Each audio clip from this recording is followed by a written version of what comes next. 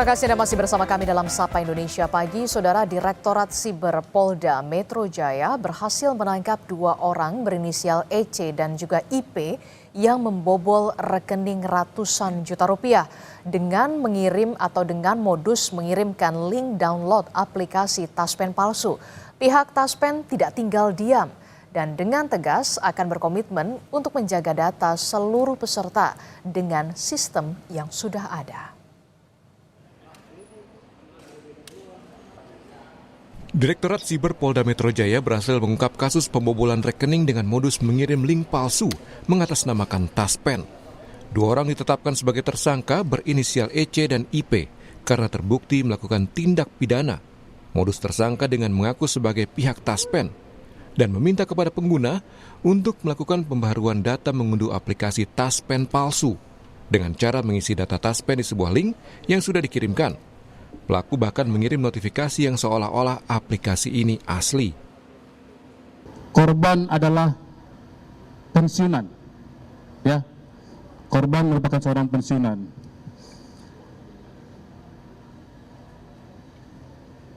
Kami jelaskan bahwa Direktorat Reserse Cyber Polda Metro Jaya melakukan pengungkapan kasus tindak pidana illegal access dan atau memindahkan sistem elektronik milik orang lain tanpa izin. Kerugian akibat aplikasi palsu ini mencapai 304 juta rupiah dan korban yang merupakan pensiunan yang awalnya tidak curiga sama sekali. Polisi langsung bergerak cepat. Polda Metro Jaya mengingatkan agar masyarakat tidak langsung percaya dan waspada terhadap pihak atau oknum yang meminta data diri, nomor rekening atau PIN yang harusnya dirahasiakan penuh. Taspen mengapresiasi penangkapan yang dilakukan penyidik Siber Polda Metro Jaya dan langsung bergerak cepat untuk melakukan pengamanan dan memastikan tidak ada pihak lain yang dirugikan. Nah, ini yang kita kampanyekan biar tahan dulu, sabar, jangan terburu-buru. Kemudian pastikan bahwa informasi itu adalah benar dari Taspen melalui kanal resmi Taspen. Ada sosial media, kemudian ada call center kami di 1500919 dan laporkan apabila memang itu penipuan. Jadi bisa kami segera rekap dan kami laporkan tindak lanjuti seperti yang kondisi sekarang. Dan harapannya dengan adanya press conference seperti ini menjadi efek jera bagi para calon-calon penipu bahwa tindakan seperti ini akan ditindaklanjuti dan berdampak pada hukum. Masyarakat diharapkan lebih awas dan waspada terhadap modus penipuan yang menggunakan atau mengaku-ngaku dari pihak Taspen dan meminta data pribadi yang bisa disalahgunakan. Jona Hamonangan, Benediktus Yanuar Ruslim, Kompas TV, Jakarta. Langsung saja kita membahasnya soal sistem keamanan tabungan dan juga asuransi pensiun Taspen. Bersama dengan Corporate Secretary PT Taspen Persero sudah bergabung bersama kami di Studio Orange. Selamat pagi Pak Hendra. Selamat pagi Mbak. Ya, Pak Hendra, ini kan kami turut prihatin ya dengan kejadian yang menimpa para korban. Jadi total korban yang kemudian mengalami kerugian ini dari para pensiunan ini berapa sebenarnya, Pak Hendra? Kalau laporannya sendiri ada sekitar 284-an. Ada 284? Tapi yang terkena dampak finansial sekitar 100. Dan itu sudah kita tindak lanjuti, kita laporkan ke Bareskrim dan Komdigi.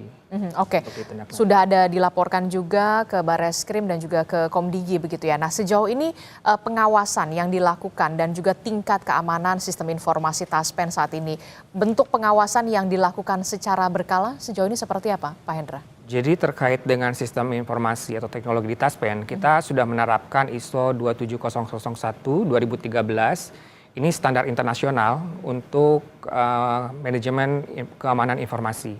Dan kami juga selalu melakukan audit internal dan eksternal secara rutin. Kemudian kita juga kolaborasi atau kerjasama dengan Komdigi untuk melakukan pentest. Dan dengan BSSN juga terkait dengan cybernya. Jadi udah banyak yang kita lakukan dan kolaborasikan terkait keamanan. Jadi juga bekerja sama pengawasan secara berkala bersama dengan Komdigi juga. Betul. Kemudian dari kepolisian juga, BSSN juga termasuk di dalamnya ya. Untuk kemudian melakukan pencegahan Jangan sampai ini lebih banyak lagi begitu ya? Ya, untuk Pak Hendra. mengantisipasi, meminimalisir terulangnya kejadian penipuan ini. Oke, ini kan yang kita tahu dalam siaran pers yang disebutkan bahwa ratusan akun yang mencurigakan ini sudah dilaporkan ke Komdigi bahkan sejak awal tahun nih Pak Hendra. Nah, seberapa luas sebaran penipuan digital yang kemudian menyasar para peserta Taspen, itu berarti pensiunan begitu ya, ASN, dan apa saja sebenarnya modus yang paling sering digunakan oleh para pelaku ini? Jangan sampai kemudian ini terkecoh lagi begitu. Ya, terkait dengan sebaran, kalau dari data laporan yang masuk ke kami itu 3 pulau besar ya, ada Pulau Jawa, Sumatera, sama Kalimantan. Jawa, Sumatera, dan Kalimantan Ya, itu paling banyak paling ya? banyak ya. Di timur juga ada, cuman mungkin 1-2. Nah ini yang tadi sekitar ada 280-an yang laporan yang masuk ke Taspen dan segera langsung kita tindak lanjuti ke Bareskrim dan Komdigi. Kemudian modus-modusnya ini tentunya ada modus umum sebenarnya, cuman yang targetnya ke pensiunan ini adalah melalui WA. Jadi mereka kirim informasi pengkinian data, kemudian yang mengatasnamakan karyawan Taspen. Oke, mengatasnamakan karyawan Taspen. Betul, kemudian diminta untuk mengklik link yang sudah ada di WA tersebut, ya untuk pengkinian data dan lain-lain. Nah, setelah mereka melakukan klik, itu terkena Retas. betul. Jadi m-bankingnya yang ada di handphone tersebut udah langsung tertransfer beberapa kali lah gitu. Contoh kasus yang kemarin ketangkap itu, terlapor korbannya itu dia 2 kali ketransfer ke 2 bank yang berbeda gitu, dalam sekian menit. Dan satu lagi itu melalui flyer hoax gitu ya, melalui YouTube, kemudian media-media sosial media, kemudian jadi mengatasnamakan pemberian dividen, kemudian mengatasnamakan direksi Taspen, tanda tangannya, ada pencairan dan lain-lain.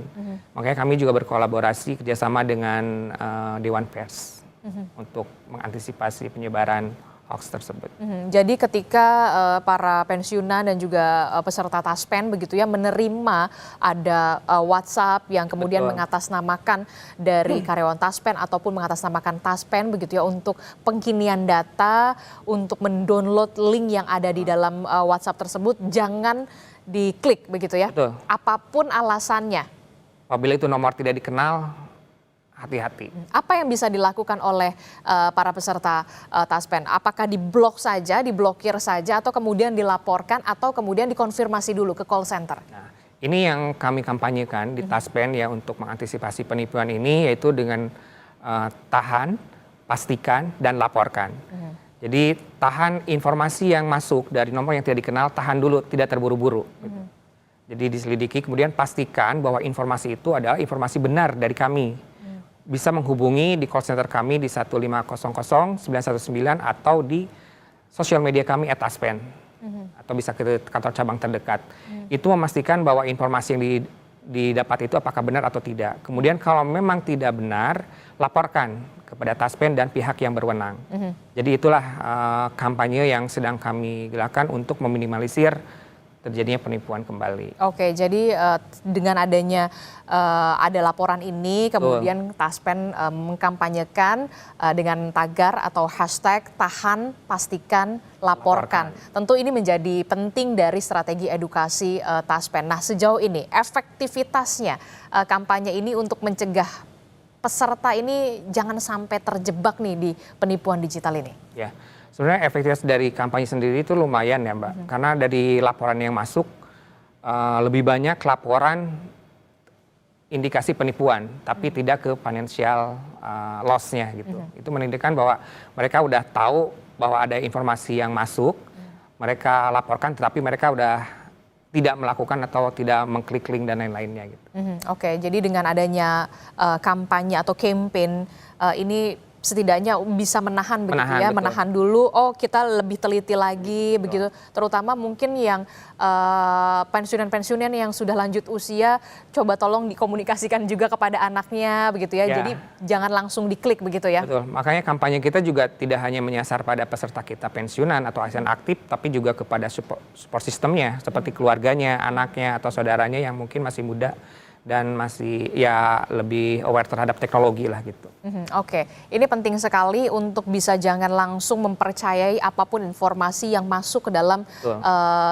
jaringan pribadi begitu ya, ataupun berupa WhatsApp begitu, dikonfirmasi lebih dulu. Kalau kemudian ada keraguan, setidaknya paling nggak ditelepon dulu lah call center Taspen ya. Betul. Itulah yang kemudian harus benar-benar diperhatikan. Nah, Taspen ini kan bekerja sama dengan Barreskrim Polri, Betul. kemudian juga tadi Anda sebutkan ada Dewan Pers juga bahkan begitu, ada BSSN dan juga Komdiki. Nah, bisa dijelaskan Pak Hendra, bagaimana mekanisme kolaborasi tersebut bisa berjalan dan dalam praktiknya adalah untuk mendeteksi dan juga menangani kejahatan digital ini? Ya, kalau dengan Komdigi, jadi setiap laporan dari para pensiunan yang masuk ke Taspen, itu kan ada nomor-nomor penipunya ya, itu kita rekap kemudian kita sampaikan ke Komdigi. Oke. Nah dari Komdigi itu nanti akan mereka melakukan review, verifikasi, kalau yang betul nanti akan diblok. Itu salah satunya. Kemudian kalau dengan Barreskrim, Sudah berapa nomor itu yang diblokir itu? udah banyak sekitar ratusan.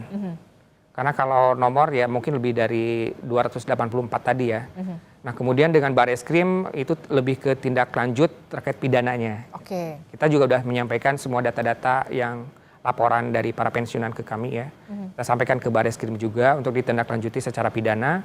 Kemudian dengan Dewan Pers kita kolaborasi karena tadi terkait informasi yang tidak benar.